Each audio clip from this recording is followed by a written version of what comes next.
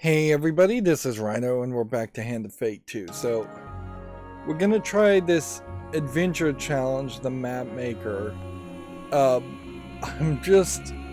We're approaching the end of the series whether the game likes it or not at this point. There's, I think, about 3 of the regular challenges that we haven't even unlocked. And then there is a decent amount of cards that still have tokens, and even more cards that have the shards, although I'm not sure that shards don't just unlock cosmetics. There's an entire companion that we're struggling to unlock because we can't complete strength, and the servant is a DLC character in a adventure map that is not the map maker, so we'll try that next time and see if we can beat it. Of the available equipment, there's still a lot of equipment that have requirements for rewards, and also none of the equipment really is getting upgraded or feeling that amazing, with maybe the exception of the platinum cards, of which there's just not enough. So everything is really just falling into place where you're hitting this high peak of difficulty in the game, and yeah, I just don't really feel like, unless something changes here with these adventure modes, this one is a story of broken power, that long dead gods, and the rotten tides that I just don't think we're gonna make it to the credits at this point. But we'll give it a try. There's a lot on the map, I can tell already here. Some way more tokens. And see, this may just be like one really large DLC mission adventure, or there may be several that get unlocked after we do the first adventures. Although if we struggle to do both the map maker and the servant and fail at both of those multiple times, then we can't unlock anything new, if there is anything new. But let's just play the game and see where this goes. So we're at the bridge into the waste. Once a great civilization dwelled here, a utopia. Now it is empty and devastated place known only as the mournful wastes, torn apart by gods and mortals, each searching for the lost gateway. You know, they mention gods in this world, in the story building, but we've actually not seen any evidence. The table has changed, of yet the stakes remain the same. Life, a god, or any god that actually interacts with the world. And certainly that would be something you could do to cheat in the player's favor. And see, I think that's part of the problem with this game series, is that it is playing too fair. If this was a real world table game, yes, you have to play certain things fairly. You can't just secretly have the dice roll always win in the player's favor 75-80% of the time. You can't just have a luck statistic in a real world table that guarantees you'll succeed as often as you'd like people to succeed. But in a video game form, you could totally do that. You could say the god Helios smiles in your favor when you have a bad dice roll, and then the dice would just magically roll again, so you succeed. And you could certainly build up a counter of how many times people have failed dice rolls, how many times people have failed certain things, and try to help the player along to get a larger percentage of the player base to actually make it to the credits. Because we're probably approaching single digits as far as who actually is going to make it to the credits. There's definitely some achievements I've gotten that are in the single digits as far as your player base. But yeah, even if you're not going to do that, why mention gods if they're not going to play a part in the world? It just doesn't make sense. A gateway that leads beyond death itself, a gateway that can undo your guilt, make amends for your mistakes. She died long ago, but you have not forgotten. Yeah. With the Emperor dead and the Empire in discord, you have no choice but to select a new leader. Ever willing, your companion took the mantle, the Empress. She would have made a great ruler if you had not managed to stop, if you had but managed to stop her killer. So this is also a story that's supposed to be in the past, so we're getting some kind of backstory to the history between the events of the first game and the events that are happening in the second game 100 years later. You enter the lonely inn that guards the bridge into the Badlands, somber in the knowledge that none succeeded in their first journey into the waste, and yet few survived to make a second. So we're going to try and resurrect the Empress. Let's talk to the elders. A few dust-covered characters watch you carefully. Beware, the elder shrieks. They say a demon stalks the land, handsome and terrible. Once a pirate, his lust for gold drove him from the sea to the desert. One by one his loyal crew died. Now only he remains, kept alive by the terrible fire inside. And beware, another elder clenches a cake in her hand with great intensity. A god lies imprisoned beneath the stone. They say that even now her struggles crack the earth and fill the world with flames. So that line of dialogue implies what they call gods to be just natural forces, like earthquakes or volcanoes. So 05 of Haley's crew have been saved. Let's begin our adventure. An elder stops you and presses a smooth pedal into the palm of your hand. A crude map is etched upon it. He looks up at you with faraway eyes. The holy man is the font of all riddles. Apparently we're supposed to find riddles too. This is a lot of challenges. Buy riddles from the statue of a priest encounter. Review collected riddles at the campfire. Although the map may change, the riddles will always be true.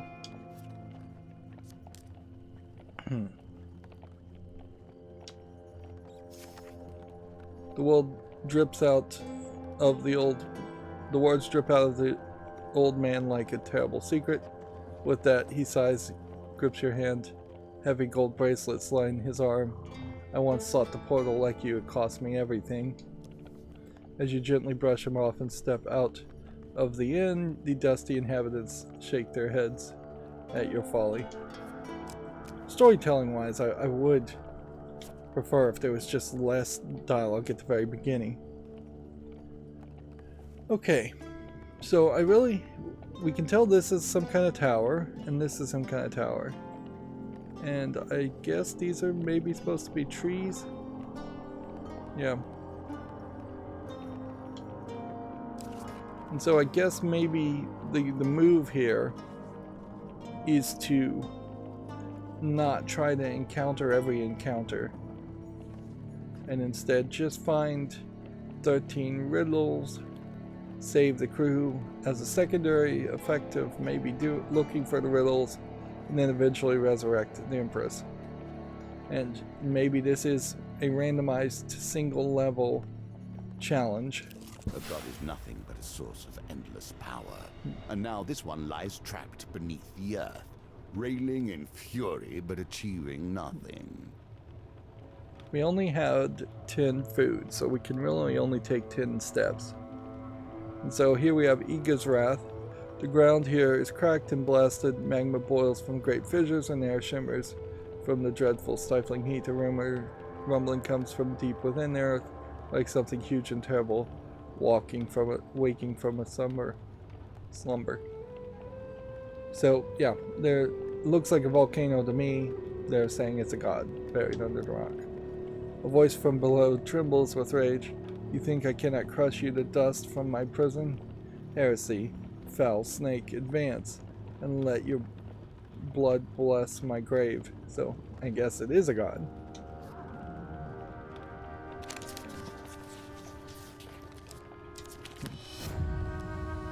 The voice roars in rage, shaking the ground underfoot. A great fissure opens up beneath you. Searing, blinding liquid fire boils out of the earth. And so now we have a Hellfire card. You manage to scramble to safety. Activate Hellfire encounters to reveal the encounter underneath. So maybe we should be going for the Hellfire card. The ancient statue holds the keys to this challenge. The game is, he's basically directly telling you what to do. That's more than what the narrator really does.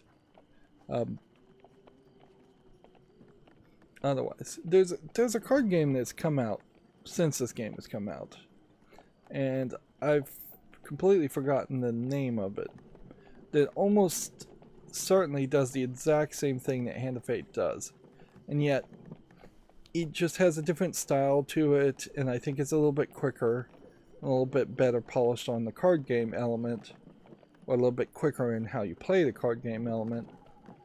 Plus, it's also extremely fourth wall breaking, so the cards themselves just talk and mutate in a weird way, with permanent upgrades to the cards that you find to make them better. And I wish I could remember Welcome back what to the name of that life game and is, death. because it definitely would be the game to play between Hand of Fate 1, Hand of Fate 2, and this. Of course, they're always coming out with new card games, and card games are a generic category, so most of them are not like this game. Even most deck builder games wouldn't really play like this. A few sparse tufts of grass grow at the base of the statue, a rare sign of life in the mournful waste. Let's see. One hand is raised in prayer, the other holds that worn offering bowl. We don't have 20 gold, so we can't pray for mercy, so we have to just pray for a riddle. With a cascade of dust, the statue face begins to animate. Beware the intersections of tree and tower. Okay. So they're saying don't go there. But then that would be... riddles then are pretty much limited to being up the X and Y axis, or maybe diagonal, for where these locations are. So if we just made a rotated 45-degree square between all these symbols, that's probably where the portal is, and we could ignore a large amount of cards, unless it's going to say go east from the tree, from the rightmost tree, 1 square, and then up north 2 squares. Which you could do that, and then that would, if they get into that level of detail, they could be describing any card encounter on the field. With knowledge, the perils here may easily be bypassed. Well, The with statue knowledge begins and to the wit return to use it. lifeless stone. I do not remember how I came to be here, whether I was imprisoned by mortals or my kin. Time has worn my rage, my greed, and my memories to nothing. The stone's face grimaces. You can't tell if it's laughing or weeping. I wonder if these statues are people who were real humans before and they got cursed.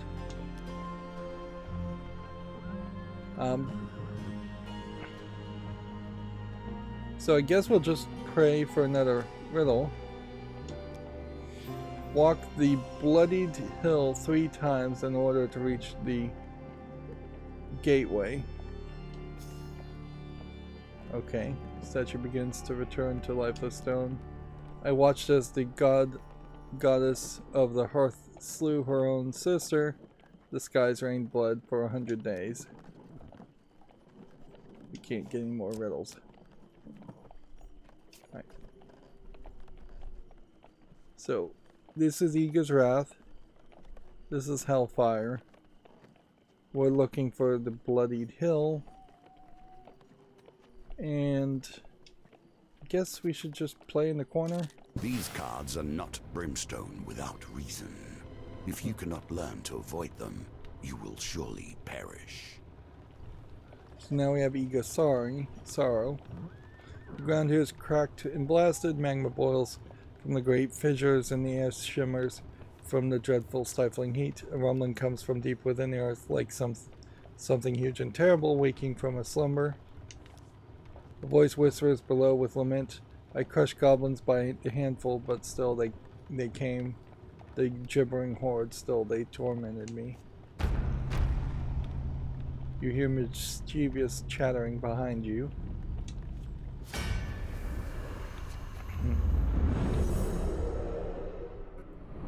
So we now know Eager's Sorrow is going to lead to probably fight encounters. Like inherently, every time you see a new mission or challenge, you're just not going to know what the cards do, so you're going to fail. They probably would benefit the player if he just offered to show them what all of the challenge cards are and what they all did before they even start playing. Even if that was just in apprentice mode or easy mode, just to have that foreknowledge and make the game more of a strategy game and less of a random encounter game where you have to decide what actions to take on the seat of your pants.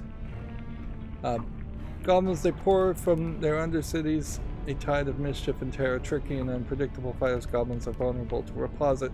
Attack them before they finish drinking or deal with the consequences.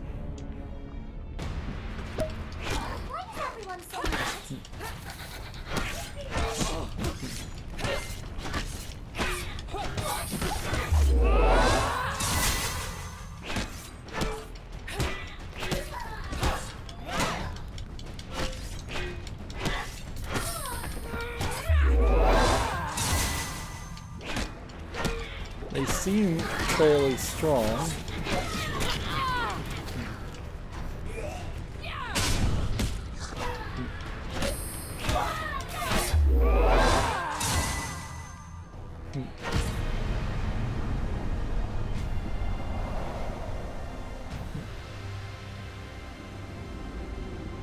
Ragdolling on the edge of the border there. So we get 4 fame. The blazing monsters crumble to ash as you slay them. Right, so the move is to probably avoid these. These cards are not brimstone without reason. If you cannot learn to avoid them, you will surely perish. So now we've got some thieves, which are brimstone thieves.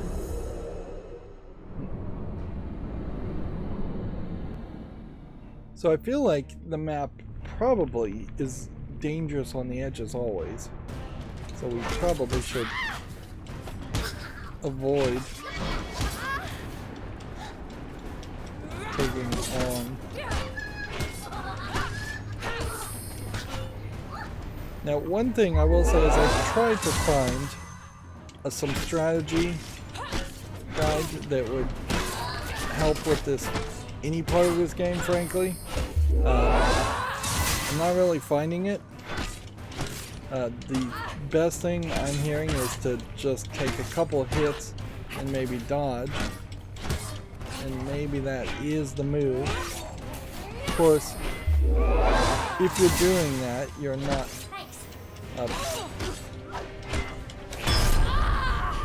you're not really going to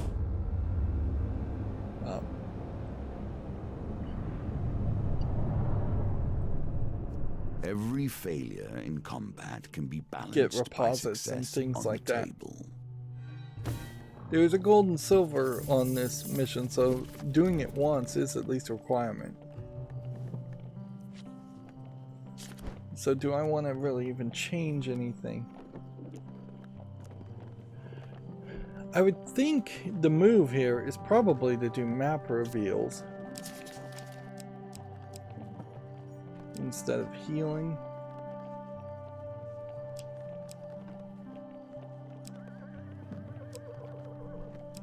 So let's see if maybe we can find some other map reveal cards.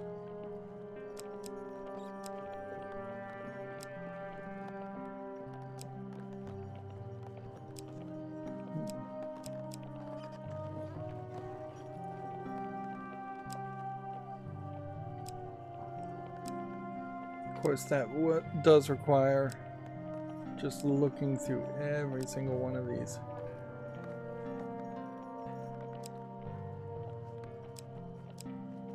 Map reveal with cartographer might be a way to go.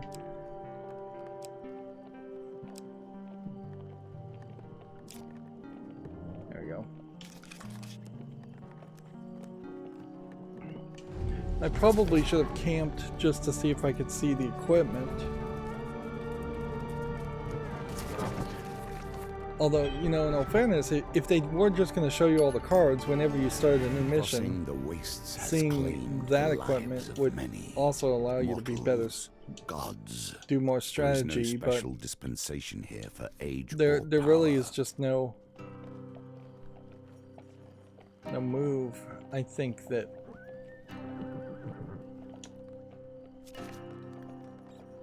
makes sense to have so much secrecy. When you sail beyond sight of land, you belong to the sea. As far as not knowing what the cards do, that truth never leaves you. Every other card game, I know. In a real world card game, the card obviously has to explain what it does.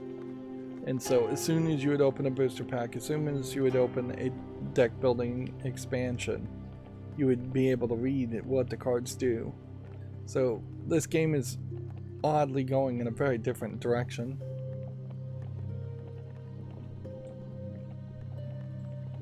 So some things have changed here. We are now trying to get the 3 levels, and we're not trying to save the crew of the pirate ship. And we already have 3 riddles, somehow, as I skip through the dialogue. A chill creeps down your spine. Someone or something is following you. You turn to face your pursuer. A ghost, a grooming specter, stands before you. A young man with hair looped up in a messy knot. I am the pirate Captain Halley. His voice rasps from disuse and disgay. You can see me, can't you? Ask what the pirate is doing far away from the sea. The promise of the gateway led me here, he grimaced as we searched among the bodies of the dead, picked through the bones of the abandoned gods. It should have been a warning. Even if I wanted to get back, I could not. The statue will not respond to me. I am cursed, unable to do anything but wander. Okay, so now we have an extra goal of saving the crew, which seems like we could have avoided that if we got lucky. Ask if he knows about the gateway. If I did, I wouldn't be here talking to you. Hallie runs his fingers through his hair. Besides, I can't go through the portal anyways. I'm a ghost. The land forgets the dead, even here. The ghost vanishes, suddenly reappearing behind you, but perhaps I can show you some of the land for coin, of course. Okay. So I'm going to sacrifice 9 gold, reveal 3 encounters. Okay. Great. And so we can avoid those encounters. He bows deeply and evaporates, his spectral form scattering with the wind. You lose 9 gold. So let's go ahead and set camp. And then, let's see, what can we talk to Hubie about? Probably not going to do too much of anything to start with.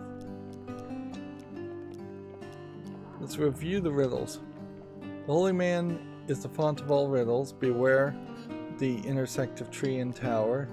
Walk the bloodied hill 3 times in order to reach the gateway. Okay, so I see what's going on here. We can play this mission over and over again, and as long as we're making progress, we will have all 13 riddles eventually.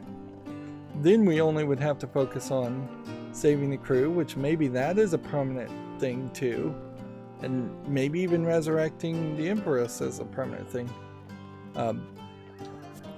So unlike the other missions that are just roguelike in the sense that once you fail everything gets shuffled and you start over from the beginning, this is more of a roguelite experience where things carry over from run to run. Alright, so we're going to ask for gold from the maiden. No amount of gold will satisfy a mortal, but if that's what you truly wish, I grant it in abundance, she says sweetly.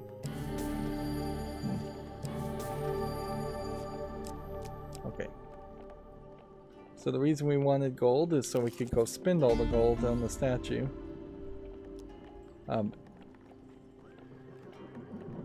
See, I feel like praying for mercy might be interesting, but it probably is wiser to pray for riddles first and foremost. Let's see what mercy does. With a cascade of dust, the statue face begins to animate. You are not cursed, pirate. Why?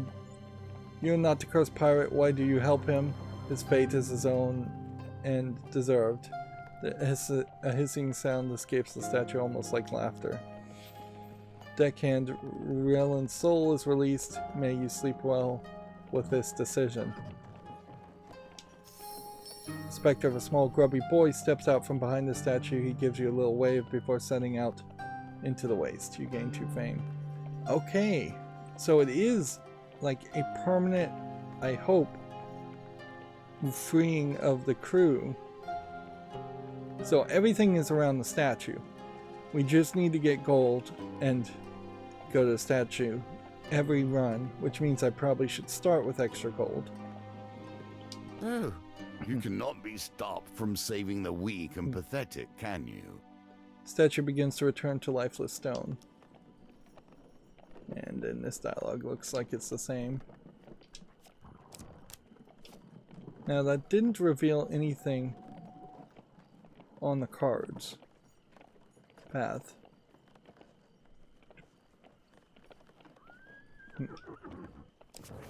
So I guess our move is probably to go towards the tree here. This entire land is a trap for mortals, and at times even for the gods. They come searching for power, and they never leave. Here, a solid gold statue bursts from the boiling magma and lands at your feet. With this, spread the story of my regret, mortal. Interesting.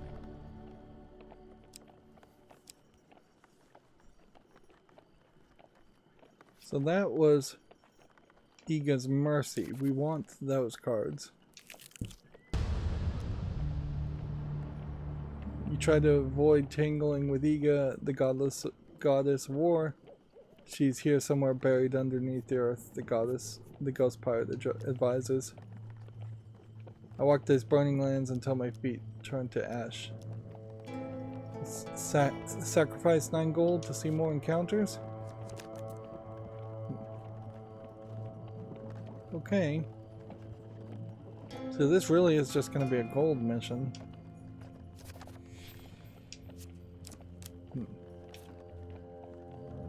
So it's like Iga's Wrath, Iga's Sorrow, Iga's... So it does kind of seem like there may literally just be no paths that are safe up here at all. And so maybe the trick is to just stay in this area. Like if I could go up here, I really couldn't travel anywhere else. So either there's a crossover point here, or there's a crossover point here. They say avoid the intersection between tree and tower. So all of these maps are somewhat procedurally generated.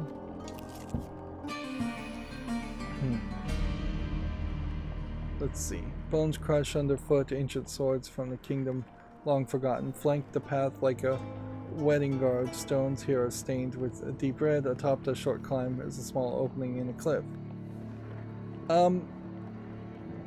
Should we just go forward? Or should we try and do the one event to the right? I think we just go forward. This is such a deadly map. You begin to trek up the bloody hill with the little warning your legs give out beneath you and the world begins to spin. What left these lands so desolate? How many times have mortals attempted a crossing here? These are mysteries lost to the sands of time. You wake to find yourself at the stone bridge near the ancient inn at the beginning of your adventure. Hubie clambers out of a pile of rocks. He surveys the surrounding before jogging to your side with a wide grin. Can we go again? You hold the etched map pebble up to your eyes. The markings have changed.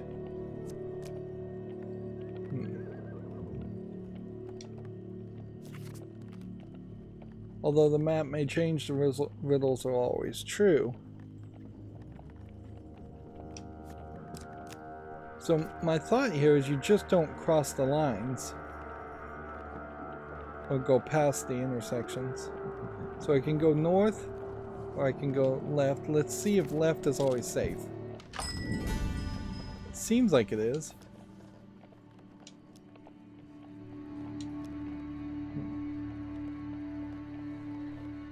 We might as well buy food here because we don't have enough gold anyways. So let's go left again.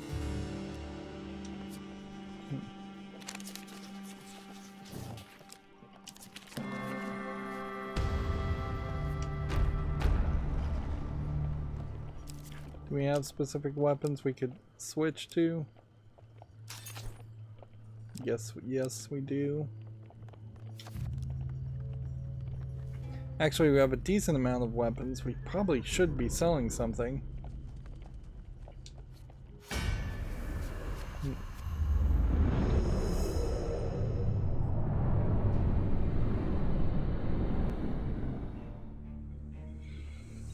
So it may take 3 or 4 attempts, but it does seem like we will hit it in the long run.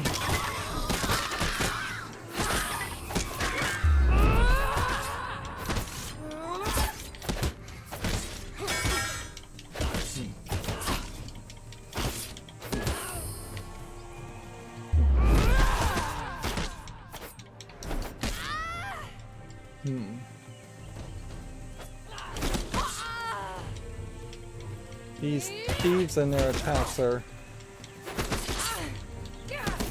difficult to counter.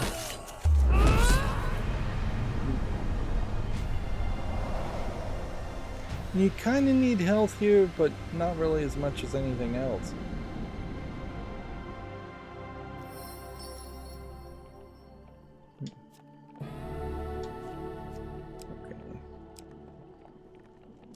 Take the pious robes.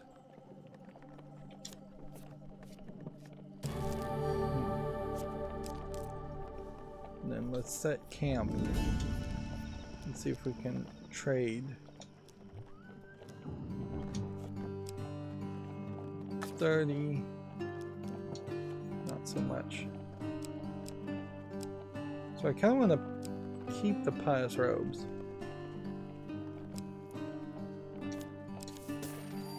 So I'm gonna just sell these two. Finish trading. Break camp. Go back this way. And then pray for a riddle. With a cascade of dust, the statue's face begins to animate. Beware, a step east of the bridge. So never go east from the bridge.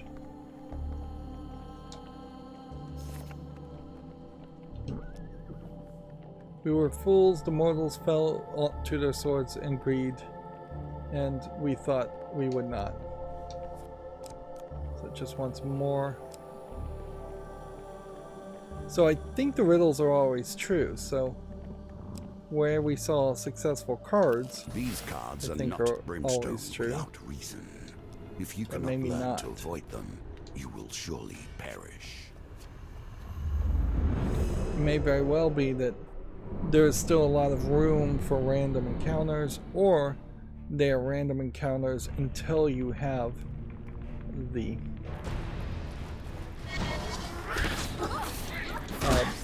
riddle unlocked.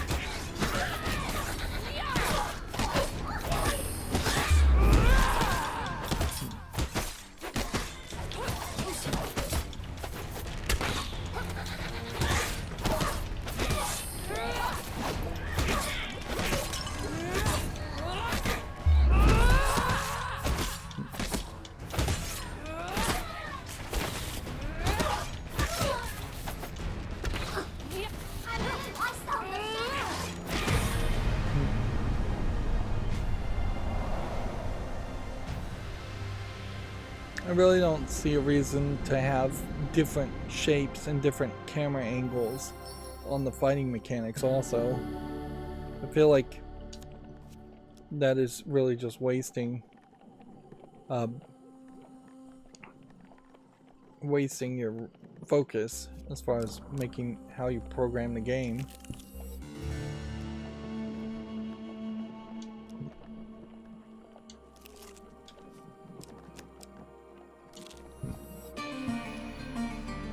So we should just go to the next level. I feel like that's the right move. How many have reached the gates of power before you, do you think? Yet still they stand. Where have all those other wanderers gone? Where, indeed, will you go when all of this is done? So you find yourself at the stone bridge once again. You hold an etched pebble up to your item markings have changed. Now it said be careful east of the stone bridge, which means feels like west is probably always safe, and there's almost certainly a safe movement towards the statue.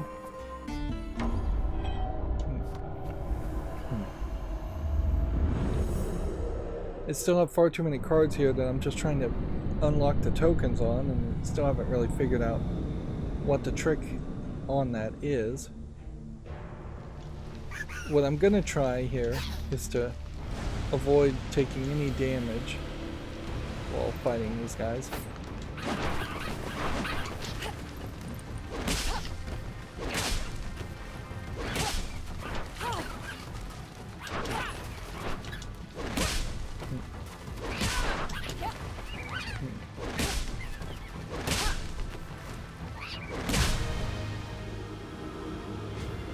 So, yeah. I think I didn't take any damage that time, so that could be what it is. Rewards depend on the equipment we trade. We're going to give them pious robes, which we really shouldn't give them. Let's go with no here.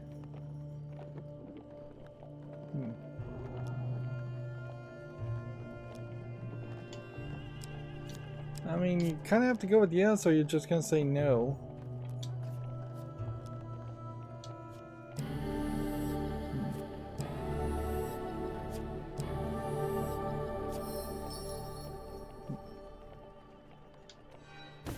See, that still wasn't the right thing to trade. Alright, we don't want to do the intersection, even though the intersection is way up there. So let's go up here and see what this is. The damage taken from starvation is more than the healing delivered by eating. As with many things, we find ourselves sliding further and further into hardship. So it seems like we're gonna see the sea dog encounter multiple times in the map. Well, that avoided some danger.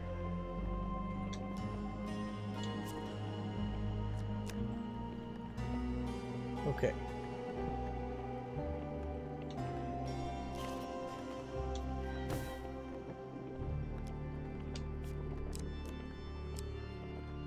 I imagine to get the shard for the wandering tracker, we probably have to pay to be teleported on the first chance, the second chance, and the third chance once. Okay, what this tells me then, since we know east of the bridge is always dangerous, then, and we know that Eager's Wrath is here and Eager's Wrath is there, you either are going up or you have to go all the way around, which would hit the intersection. So that can't be safe either. So it's got to either be going up and to the right and then down, or down. No, it can't be down. So it's got to be up and to the right. Because we know this is a bad card and we know this is a bad card. That blocks all the other paths. Voice from below laments, I killed my own sister to reach the gateway. Hundreds of gods and thousands of mortals fell before they could chain me. Here, a solid gold statue bursts from the boiling magma and lands at your feet. With this, spread the story of my regret, mortal.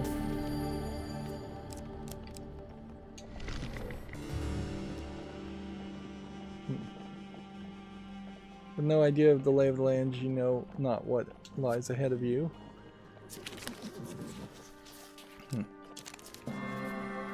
We keep getting dangerous wilds out of that.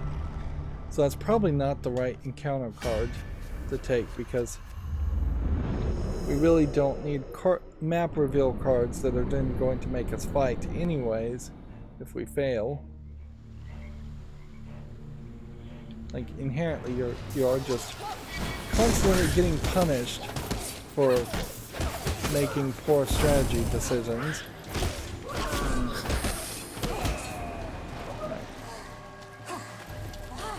This guy's a bomb thrower, so I guess we do want to kill this guy first.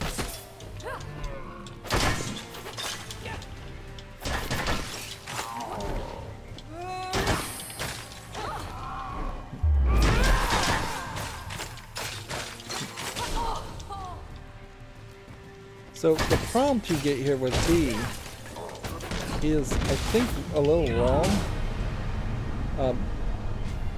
In that, I think when you see an armored enemy, you probably should just be mashing B immediately to destroy all of his armor. You shouldn't be hitting them with X, then trying to mash them with B when they're a little stunned. Right. So, Ega Sorrow, is that a good card? No. But weirdly, this does imply that there just was no way to actually reach the statue without fighting somebody. That seems fairly unfair.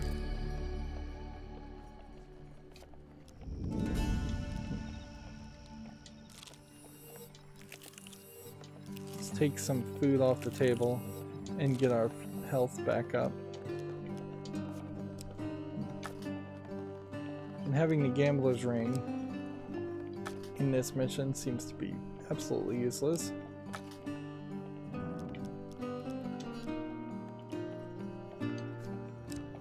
These cards are not brimstone without reason. If you cannot learn to avoid them, you will surely perish.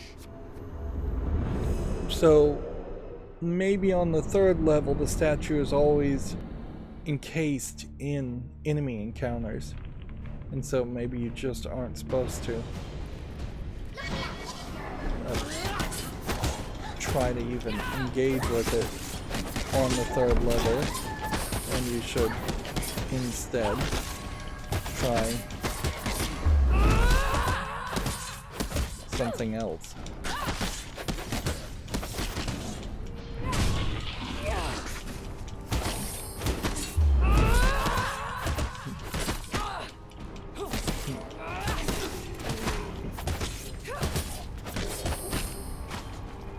Here we have another guy that's just stuck in the corner.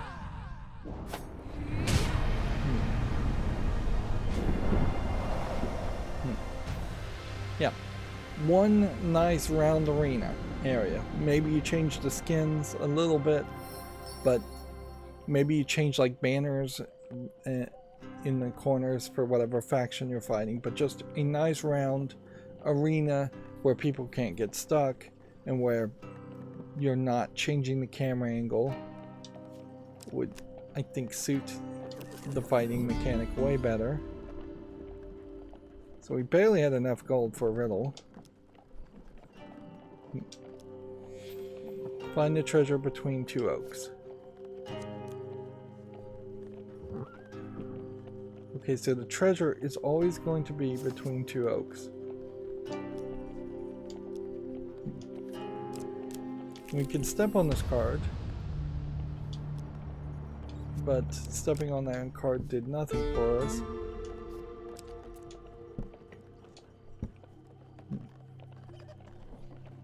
Okay. So we could go back and do some more encounters over here, or we can go north and be on the tree path. I think I want to just figure out what's on the tree path, because that's probably pretty consistent.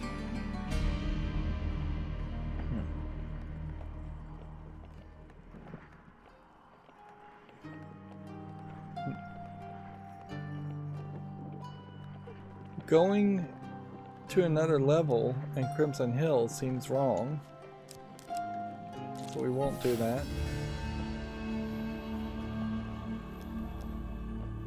Ask for supplies, I guess, since we need food, and we're gonna starve to death.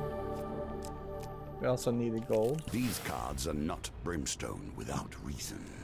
If you cannot learn to avoid them, you will surely perish. Should probably just be taking the second one.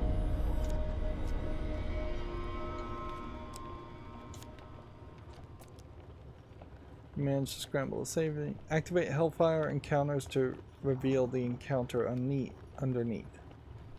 Oh, so there is an encounter underneath the card, but you would have to take more damage to activate it. So you really want to avoid Ego's Wrath, because it will potentially cover up something helpful. These cards are not brimstone without reason. If you cannot learn to avoid them, you will surely perish. Ego's Sorrow. Now we already knew to avoid the intersection.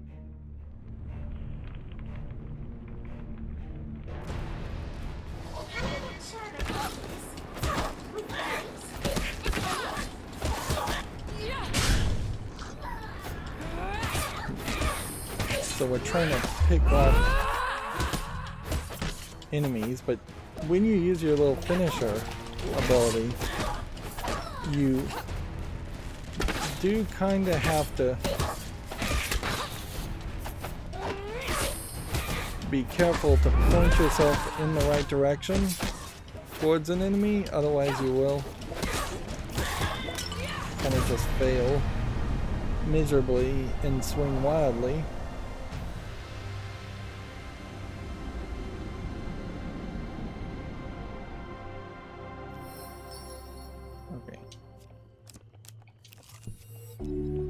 So old valuables. You found the cache of old things in a broken chest. One equipment from 2.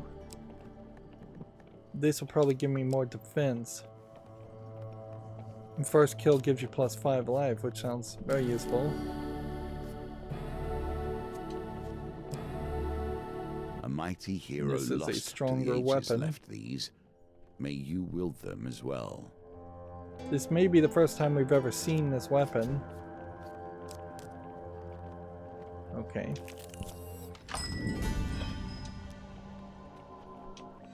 No suitable equipment can be upgraded, so that's probably a terrible card. So you really don't have too many other options. I think the move is probably to stay in between the two towers. You've got a 50-50 shot here, and the Gnomish exchange was helpful, and Igasar was not. So we'll go down one. Then we'll go to the right.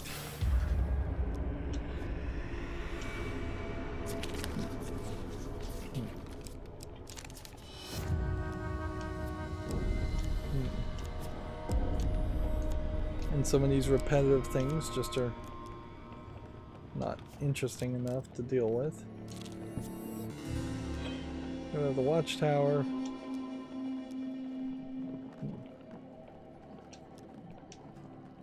We'll try and sneak past. We'll succeed, and that should reveal well done. some You more continue things. to impress. Scale the watchtower without incident. You look to the east and west. Then you turn to the north and south.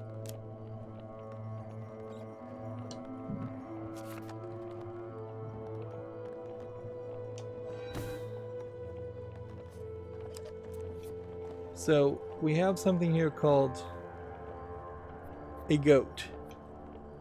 And I suspect this is probably how we resurrect the Empress. Maybe it's going to be a big fight. Would it be worth it to camp and refill our health? Let's see if we can sell anything or want to sell anything.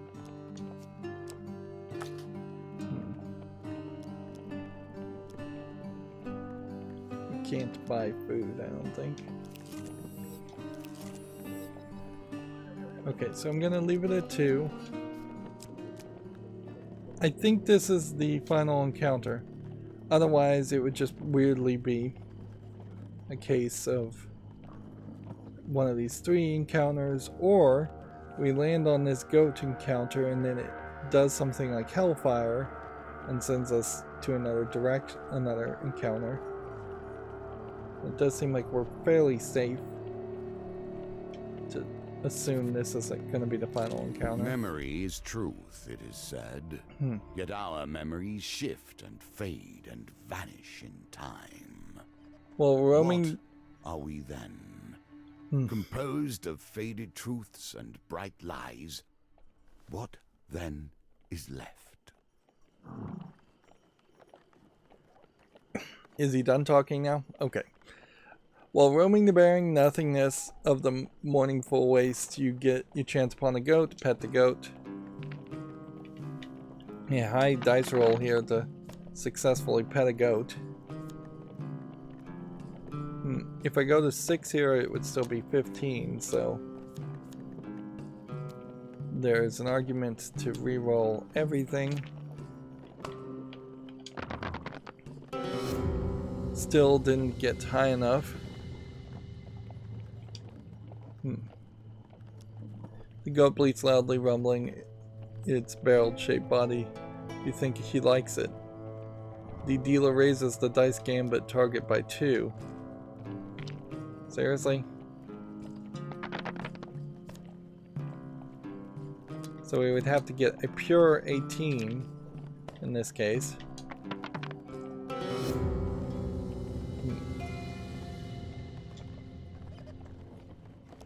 The goat shivers, the dealer raises the dice gambit by 2. We'll go ahead and leave.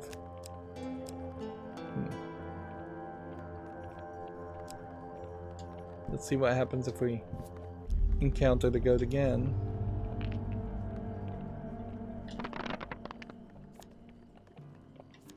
I mean, we can re-roll all we want. There's no way you're going to get a target of 20.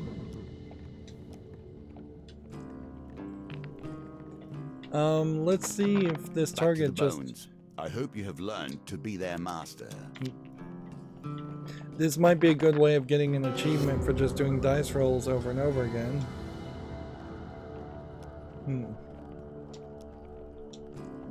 Just see how high we can get this target.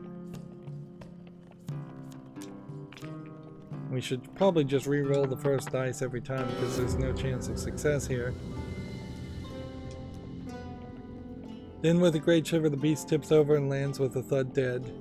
Maybe you may have pet it too vigorously. Right, so the goat dies. And that is the goat encounter. You would think that it can't really be the end of the game, really. I guess technically we have 4 locations because there's a encounter under the Hellfire encounter.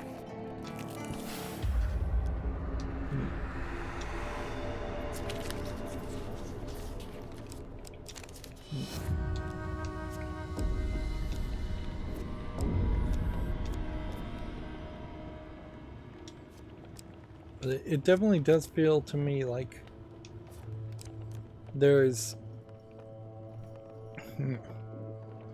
that would be really messed up if you have to do all of this effort to get to the goat and then you have to have special items to increase your dice roll to have a chance. Of course, if I just had come into this encounter with Colborn, I might have won that first dice roll. So we now have 2 Hellfire encounters, so we're gonna have to see what this is.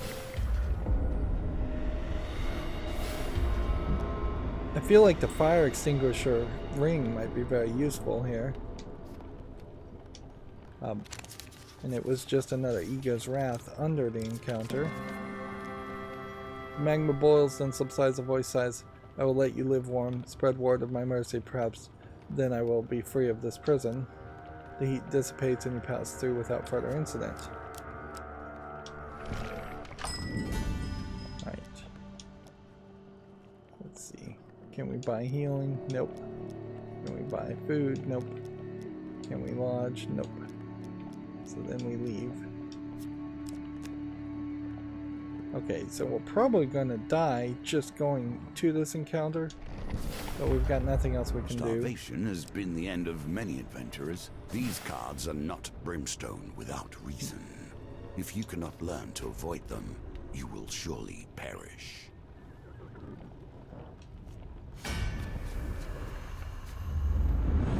So it might have been a case where I needed to just move to the next level and try petting the goat again.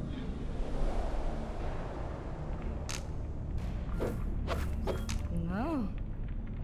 Yeah. Thunder's talons, crafted long before corruption came to land, the purity of these blades is the perfect tool against it regardless.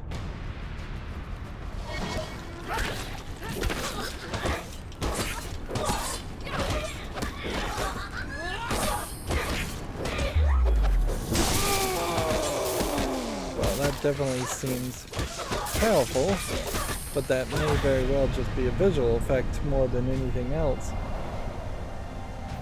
Although I could see if it is an actual effect where stunning enemies is helpful, it could be kind of great. Right, so we're in this weird situation now where there are like no other encounters unless you were just going to fight people. So they said east of the bridge was dangerous was one of the riddles. And that proves, I think, to be true.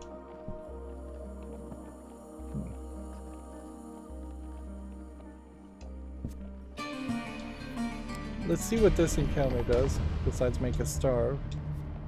That was a waste. Resume your ascent to climb to the very top and squeeze to the cliff opening. There are moments when we touch the power that drives the world. You stand now at the gateway that leads beyond, and at the beginning of a true understanding of the source of it all. So had I just climbed much earlier, this would have worked for me. So maybe the goat doesn't matter as a card, or maybe it just gives you a bunch of money if you win the dice roll. The scene before you is like something from an elaborate stage play of the Emperor's Palace, a vast stone arena encircled by crumbling pillars. Begin the ritual. I don't know of any ritual. You step into the center of the stone arena. Just as the old books had instructed, you draw your dagger and let your ruby red blood drip to the ground. In response, runic symbols materialize on the surface of the crumbling column. They glow a brilliant blue. It's at the far end of the arena in an archway formed from two leaning pillars. A shimmering portal flickers to life, the gateway. Yubi stops running, his fingers through your spilled blood, and stares, mouth agape, at the shimmering gateway. The feeling of cold steel in your back stops you dead in your tracks. A tip of a spectral cutlass juts from your chest. As you fall to your knees, Hallie the ghost boy emerges from the shadows. I truly am sorry, but if I do not bring Yorna back from death, I will walk these burning lands forevermore. His face is a mask of shame. He turns away and steps through the portal. So we're gonna potentially have to do this multiple times to bring back either other people from dead, or to save Hallie's crew, or this is just the bad ending you get until you save all of Hallie's crew. We still need a lot of riddles, which means we need a lot of gold, but we made decent progress here. The light of the portal flickers, then fades. The glowing runes are snuffed out. For not saving all of his crew, Hallie betrayed you. You have failed to win the gold token.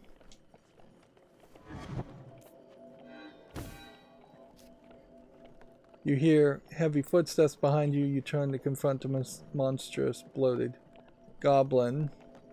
The mournful waste have taken a toll on his already fractured mind. He's clearly mad and overwhelmed by hate. A wooden crown rests on his leathery brow. This is probably not our companion goblin. He screams incoherently. Armed goblins scramble from the rocks to join him. You ready your weapon. So I got stabbed in the chest by a ghost sword, but it didn't actually do any damage to me. Interesting. We only have 7 health here, but somehow there's a chance of still success. Not a large chance, but at least we know what we're going to fight here.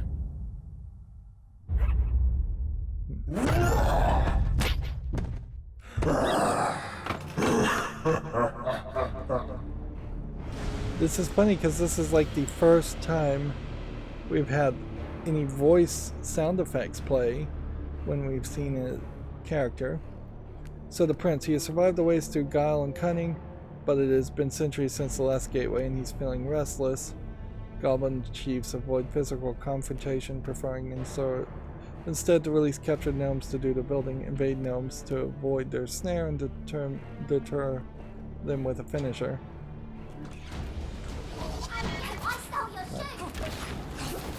So, what we want to do here is take out this guy who's drinking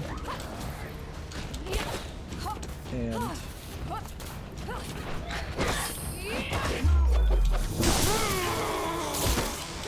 try and isolate groups and smaller enemies.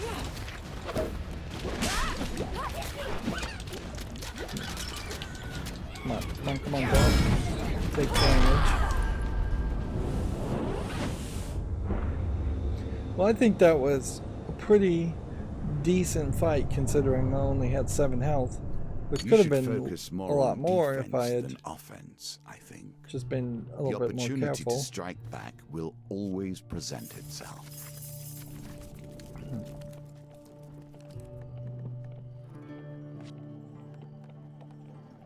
Well, you definitely have a different experience here. Like,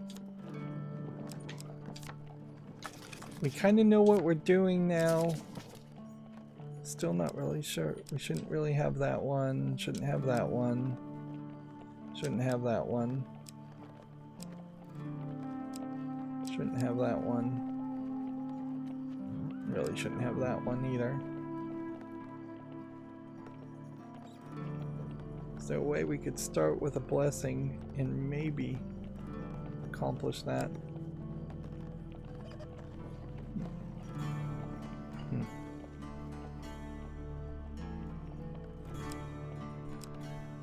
We'll take that one because we still have yet to really succeed well on that.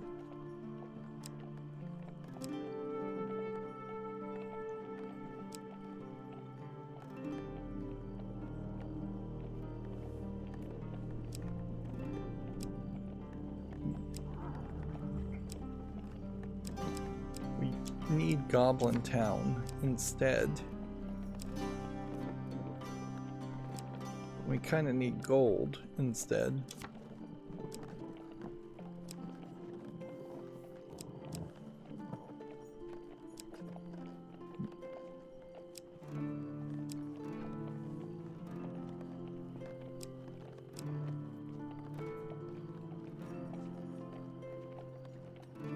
See, now this card gives you gold based on how much is revealed on the map, so that might be worth taking.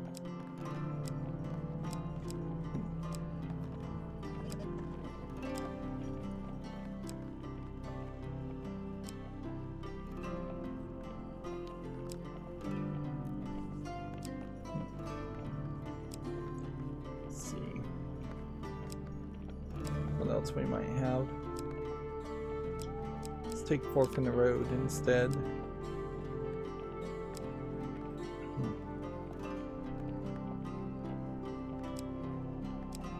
Goblin Retainer might not be a terrible one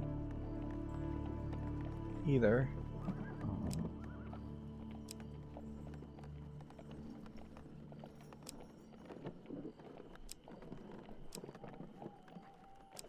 Trying to figure out just what the best move would be.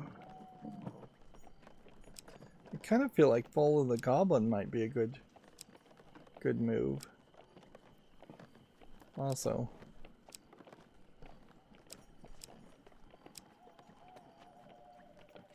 Scouting Party, that would be good.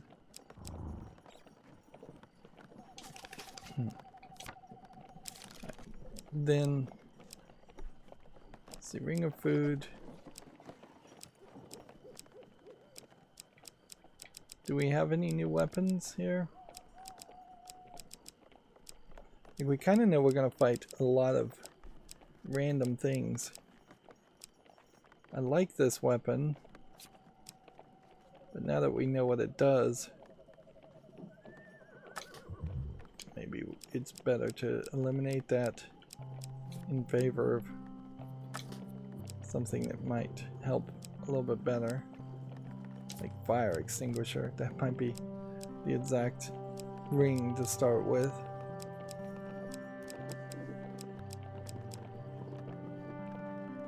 It is kind of dangerous, though, that maybe a card here that doesn't have a shard or a token with it might be the element you need for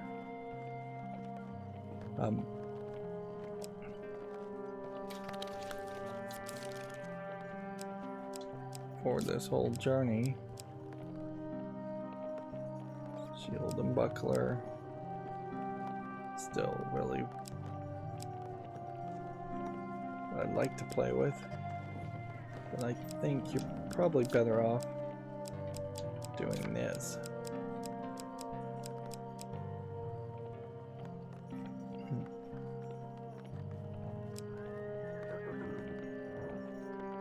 Although, if I take this blessing, oh, that is a very good blessing actually to have here.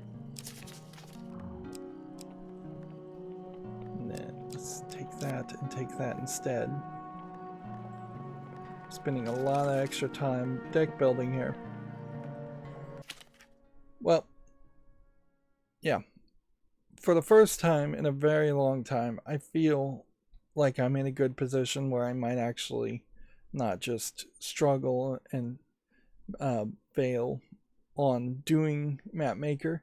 It does seem like you're going to end up doing Map Maker multiple times, and it may get to a point where buying the last riddle may be 50 gold or more, and if that is the case, that might be very, very difficult to actually accomplish.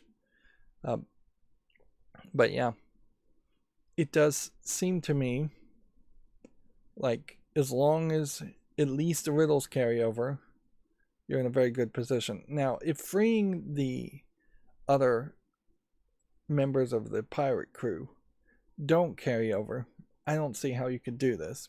Like, in one run, paying 20 gold 5 times over, spending over 100 gold, that seems unlikely to really ever occur. And I would have to, if that was the case, I'd have to think of if there's some kind of massive amount of extra gold gaining events that you could play. I just don't see enough events like that. Anyways, that's going to be it for this recording. As always, I ask you to like, share, subscribe, comment, and keep on watching. Thanks.